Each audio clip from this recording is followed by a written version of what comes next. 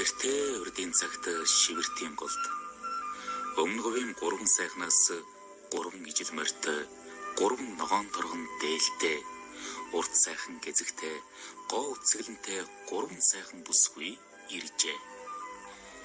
Тэдний байрлсан газарт нэг жижиг агуй бөөн хэсэг чулуу гişүүгээр битүү залгагдсан холбоо 2 мод байлаа.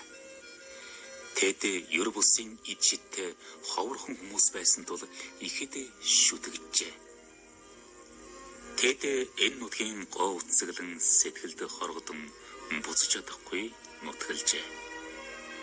Үлгэрийн дагнас шиг энэ 3 сайхан бүсгүй тухай ширээ чулуун суудалтай, тавг чулуун тоглоомтой, холбоо модон хоногтой гээд бөөгийн дуудлагад ордог байсан гэнэ. Хожим тэр 3-ын аав ээж өмнгийн их говьоос тэмээгээр ирж огтоо эргэн мөргөж байсан гэнэ. 3 сайхан бүсгүй 3 бадрах хайрхан болон мөн хөрчээ.